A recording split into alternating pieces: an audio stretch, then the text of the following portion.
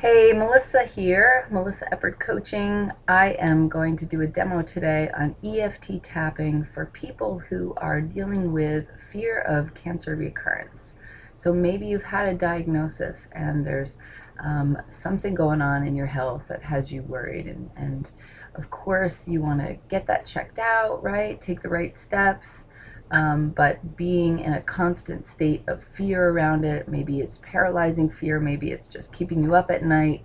How do you take best care of yourself on the day-to-day, manage that fear?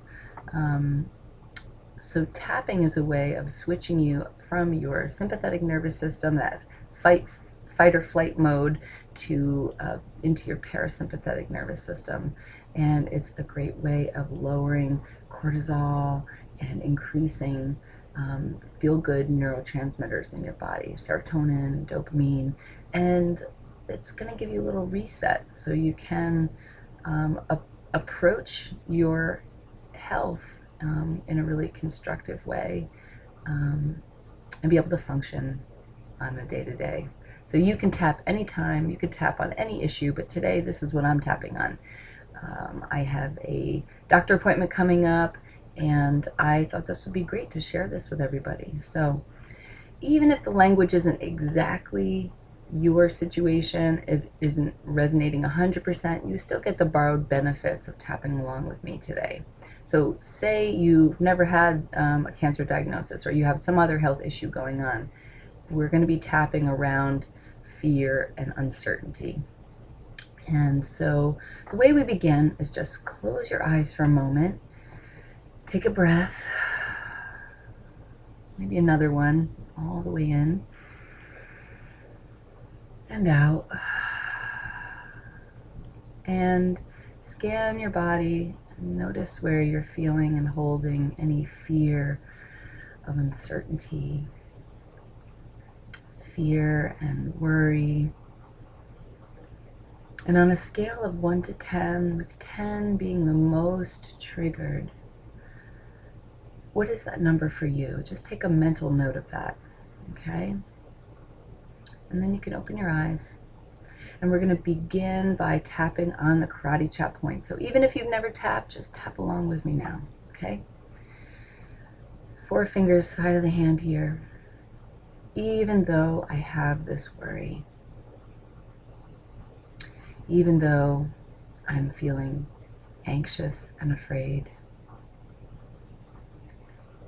even though I have this worry, I still deeply love and accept myself. So that's the entry, that's the setup statement. And fear and worry really resonated with me there. So I'm going to start with fear and worry. Eyebrow point, right where the eyebrows begin. My fear and worry. And you can repeat what I'm saying. Repeat these phrases. Side of the eye. My fear and worry. Under the eye, right here.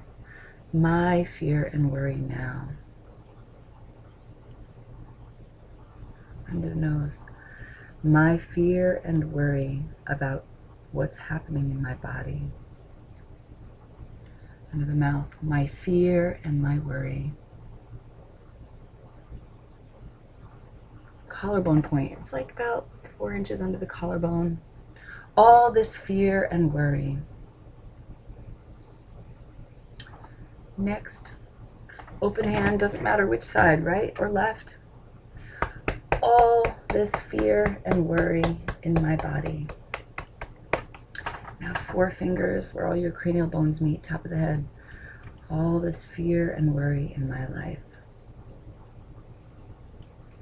So we're going to keep moving a little faster now, and just follow along, tap along with me.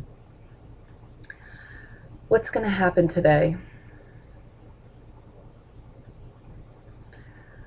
I feel a little worried. What will the doctor say?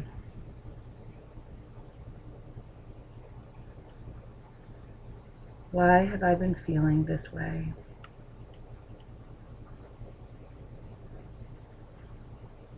What does this pain in my body mean?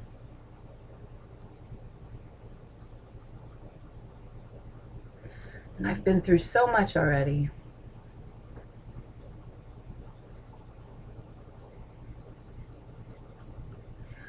I don't want to feel this way. All my fear and worry is coming up today. Coming up around this appointment.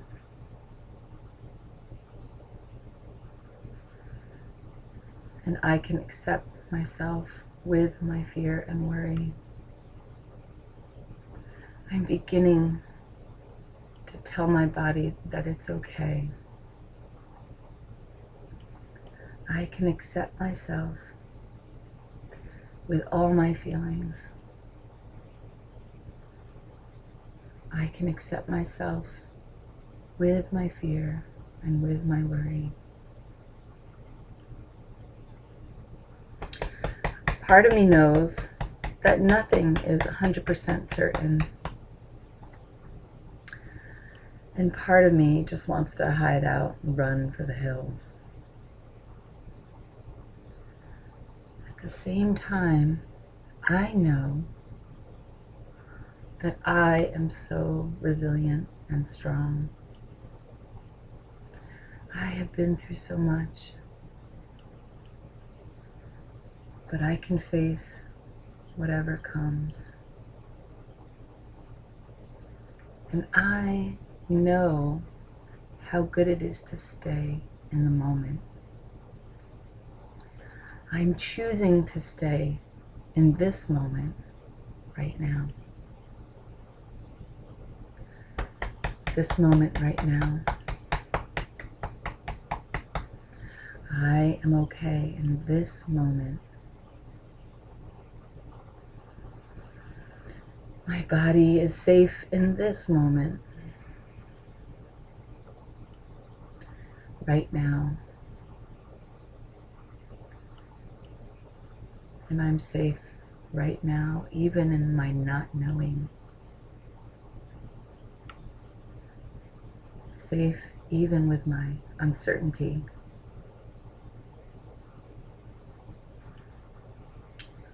I am safe right now. I am choosing to tell my body that it is safe right now.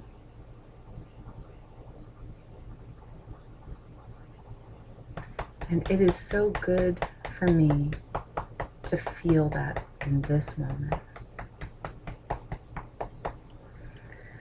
And I know I have tools to come back to.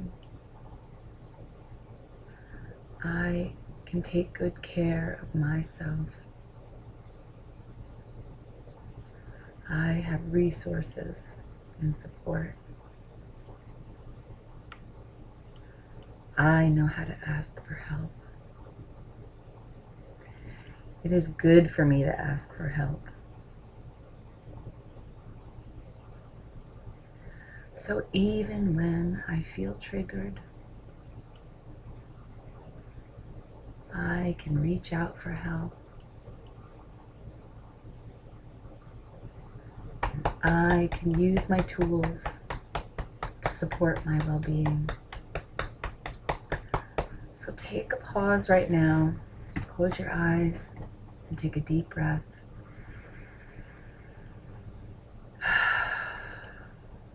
You might notice some tingling in your hands or your face, or some other sensations in your body. And just do another scan on that feeling of fear and worry. And on a scale of 1 to 10, see if that number has shifted at all for you. One more deep breath all the way in and out. Okay. So ideally, when I'm working with somebody and we're tapping, or if I'm doing this for myself, we want to get that number down to a 3 or lower. And if it didn't, that's okay. Sometimes a phrase or a word in that tapping cycle might have triggered you, and that's great. That's a place to be curious. That's a place where there's more tapping. So go in deeper. What is it about that phrase? Did it trigger a memory? You can tap on a memory. You can tap on, if you get really specific, like what was in that memory? Was it a phrase that you remember hearing? Was it a smell or a sound? Maybe that takes you back to like an original diagnosis, or the time you heard those words, you have cancer, or the time you had surgery and you remember the smells and the hospital.